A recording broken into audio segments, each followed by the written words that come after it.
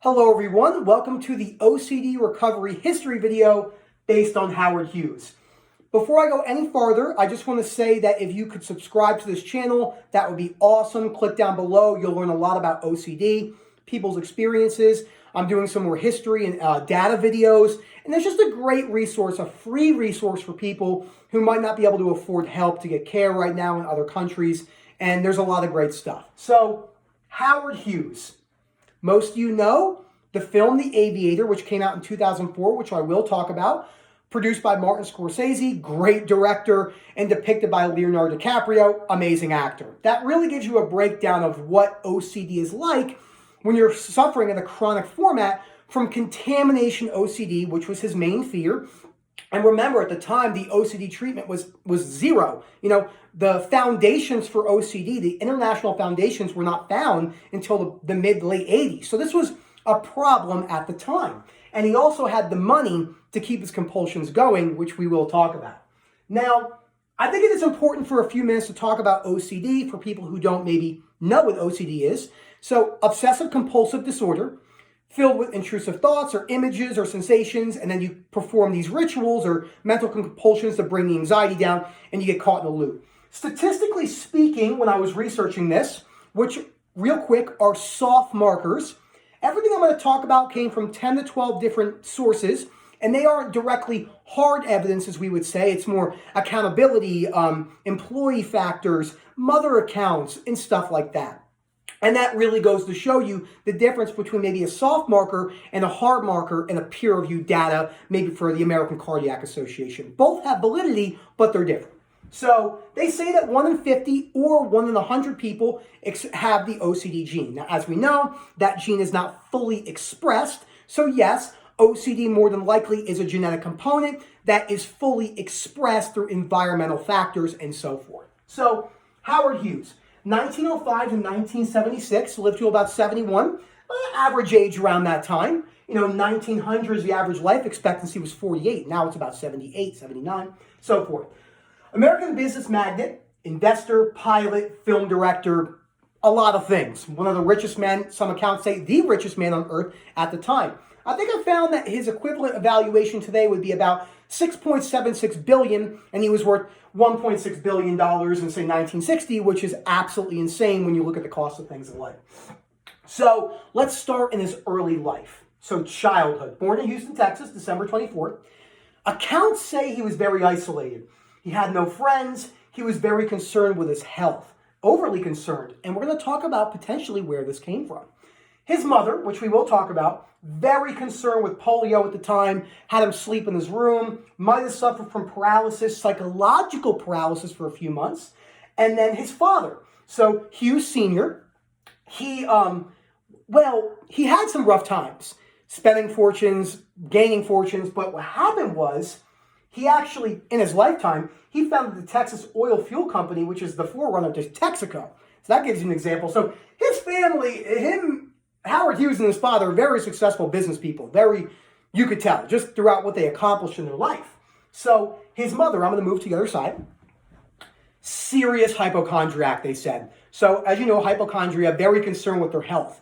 It is an OCRD, OCD-related disorder. It's in the spectrum, also with impulsive gambling or spending or sexual behaviors and stuff like that, which Howard Hughes himself suffered for a couple of these things, and we're going to talk about that. It just wasn't his main form of OCD, which, as I said before, was contamination. So his father invented the Hughes tool bit, okay, which made millions and millions of dollars.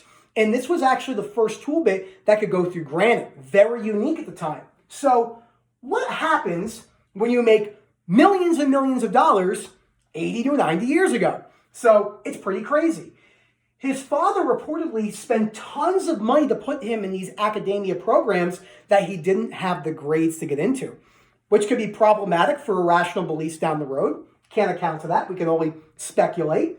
But another interesting fact I found is his father put him in these schools to actually get away from his mother because her being a hypochondriac was so severe and taking such a toll on Howard's young life that I think his dad might have said, man, I gotta get him away from his mom. I don't know what to do. So he used the money he had and sent him away. Now, Supposedly, he was a shy outcast, like I said, not a lot of friends. He had what's called inherited hereditary osteosclerosis. Osteo meaning bone, sclerosis meaning hardening. So basically, inner ear hardening. So he had a hard time hearing. But there was a lot of things I found about him, a lot of different things. But this stuff was interesting to me. So like I said, he was 8 years old in very exclusive private schools. He was called a sissy. He was made fun of. But at 11, he built a wireless radio transmitter at 11. Think about what at 11, I was not inventing anything.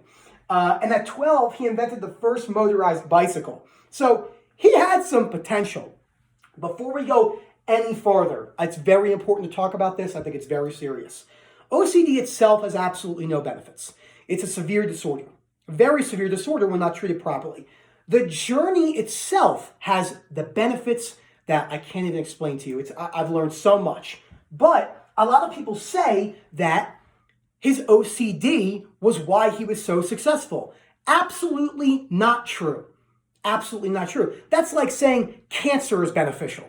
It's not. Maybe the experiences of going through cancer treatment have new perspectives on life. It's very important to talk about this, okay? Because a lot of people say, biographers, speculators, that OCD was the reason he was so successful. Absolutely not true. So, mother and father died 2 years apart from each other. Sure, it was a tough time. Couldn't find too much more information on that. But at 18 years old, he inherited millions and millions and millions and millions of dollars. And he already had tendencies for germ avoidance and other OCD obsessive behaviors, which we will talk about on this next thing. But he was very reckless with his money. I found that he wouldn't buy one car, he'd buy 6. He wouldn't buy one pair of shoes, he'd buy 20. One day he got fitted for one suit and he bought 20 suits. So he had a very, very large spending problem, impulsive problem, also tied into the OCD-related disorders. So this is very unique. Now, excuse me if this doesn't work properly, but I am going to move over to this other screen over here. So let's move this together as a team. Just a fun fact, my father had all of these as well. Just the impulsive decisions and everything like that. So I can relate to that very much so. Let's push this back a little bit. And there we go. So, where do we go from here? Okay? So, he left Houston, okay, and he went to Hollywood. His uncle was a screenwriter. So, this was actually interesting. He bought his relatives out of the Hughes Tool Company. That way, he could do whatever he wanted. And this is why having a lot of money can be potentially dangerous when you have a very, very severe mental health disorder. So, studio life. Let's talk about how it kind of progressed throughout his life.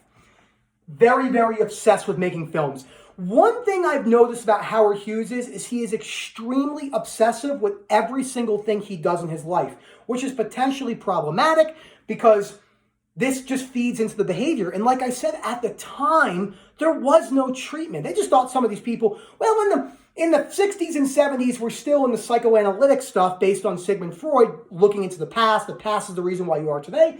And even though that has some validity, we now know that's not how Howard Hughes would be treated with modern day OCD therapeutic approaches. So, Howard Hughes was very, very, very fond of women. Supposedly, he was with many women in his life, beautiful women at the time. So we have Jane Russell and we have Jean Harlow. Jean Harlow, unfortunately, died at 26 years old, but she was a big sexual magnet at the time. Same thing with Jane Russell. But, he made 1932 the first Scarface movie ever, which I didn't know. I thought that was very interesting. Another movie called Outlaw, which the critics destroyed. But something interesting about that is that it really made Jane Russell was the reason he got basically, at the time, and what I read was, he actually might have invented the first push-up bra, which he was very opposed to. But he was very good at marketing. If you go through and read some of the history, the way he went about details in his movie really played over into why his movies had some success. So what he did was, he got real obsessed. He bought RKO Film Studios. Interesting fact, he was the first sole owner of a studio ever. I'm assuming at the time studios were owned by companies or multiple people. private investors, but he was the first person at the time to own a whole entire studio.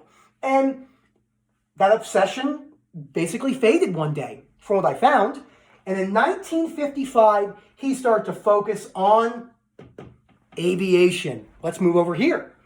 So aviation, again, as we know, 2004, Martin Scorsese film. He's an absolute tremendous director.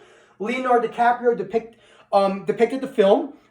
It really shows the devastation at the time from not having treatment and really the suffering that he went through. He suffered for a while, but the last 20 years of his life, as we're going to talk about, was not good.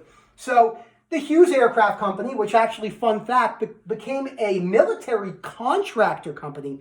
And there was all these interesting things I found about what happened throughout the lifetime of this company. And this is a very unique one to me. It's a fun fact. You always want to throw some fun facts in these history videos for who knows. 1970, there was a secret covert mission called Project Azorian, I think. And they had sunk a Soviet sub, but they wanted Howard Hughes to publicly say that they were doing some sort of testing, and it was a covert operation using his company to retrieve this Soviet submarine that they sunk. Very interesting. At this time, he was, like I said, some accounts say he was the richest man in America. Some accounts say he was the third richest man in America. But, you know, equivalent to about $7 billion in today's money in 1960 and so on and so forth. From here, he went to Las Vegas and he was buying land up like crazy, guys. I mean, supposedly he bought more land between 1966 and 68, more casinos than anyone in the history of Las Vegas. So he saw an opportunity, he went in and he capitalized on it. He also bought the town's TV station called KLS, which is, here comes another unique point about the obsessiveness that he had. He, in the later years of his life, which we are going to talk about, they depicted this in the movie, he would just watch films on repeat over and over and over again, sitting nude in a chair, because in his mind, from the accounts, he didn't think that he could give away germs, but he thought everything was contaminating him. That was his main thing. And we're going to talk about all these types of compulsions he had and so forth. So, but he would call, if he fell asleep, he would call the TV station, which he owned outright, and say, hey, I fell asleep. Can you restart that movie? That just goes to show you how obsessive he was in just multiple aspects of his life. And here we go. We're going to move this a little bit closer for this one because this is, you know, this isn't the most, you know, the nicest part of the talk, but I call it the beginning of the end. Now, mind you, he suffered from OCD all throughout his young life. They're going to talk about that. I'm going to talk about that in the psychological autopsy and what a psychological autopsy is, which is actually a little bit different from a, say, forensic scientist autopsy where they're looking at anatomical structures and stuff like that, actually going through the body. This psychological autopsy wasn't even put into place from the lawyer until 2 years after he had already been deceased. Long time. So, what did they see at the end of his life? The hotel drapes were basically rotted that he stayed in because he would not open the windows, I'm assuming, because he was afraid of the particles in the air that he would see, a very common thing with people who have germ OCD, contamination OCD. He would wash his hands until he bled. Also, sadly, a very common compulsion. People wash their hands. And remember, again, if you're not too familiar with OCD, these are the compulsive side. So this is what he thought. You know, as OCD sufferers, in his mind, as many of you will know who are watching this, who have maybe severe OCD or even moderate, is that we do these compulsions because our brain says that we have to do it to get down the anxiety response. And again, that just keeps us in this loop. And then we now know that, which is great. So it's sad that we couldn't have applied this type of therapeutic approach to someone like Howard Hughes and see what would have happened. But because he had so much money, he could keep his compulsions alive. So he would sleep with tissue boxes on his feet. He would burn his whole entire wardrobe. It's not funny, but he would burn his whole entire wardrobe if anyone got close to him, okay? He had staff manuals, specifically the most interesting one I found, can of peaches. He'd have them scrub it, take it all off, scrub it again, wash it clean, and then the bowl in the jar could not touch. He would have to be served with paper towels on his hands. So he was, this is so sad, but he was very addicted to codeine, and the last couple of years of his life, As we know, because OCD recovery wasn't a thing back then, this is only 40, 50 years ago, guys, what was the main form of therapy? More than likely alcohol or drugs to get that anxiety response down. No medications, no approaches, and he was a recluse. Nobody saw him in the last 2 decades of his life, really. He was a super recluse. So he passed away in 1976 from heart failure. Hard to say what he passed away from. If I could take an educated guess, just a hypothesis, probably passed away because of the codeine usage for 20 years.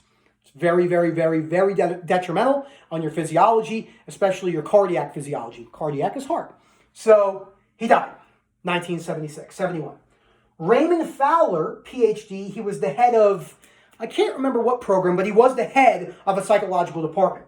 He was commissioned by an attorney to perform this because there were so many aspects that happened.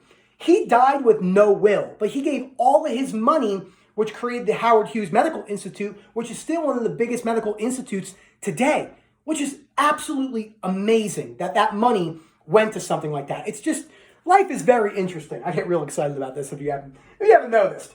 So he was commissioned to do the psychological autopsy. The autopsy, as I said before, was not performed for 2 years after Howard Hughes was deceased. As I said before, this is a psychological autopsy. Accounts from other people, whatever his mother had passed away, but accounts from the mother, the father, employees, staff, friends, family, business people, all that stuff. And then you come up with a document to show a path on what happened in his life. As I said, childhood, they now know. More than likely, his mom played a huge part in that environmental factor, turning that gene on. So after a full year of working on it, he also worked on it on and off for 5 years, which is absolutely crazy to think about. So 6 years in total. Again, that psychological paralysis that he experienced when he was younger, there was nothing wrong. He just got better one day.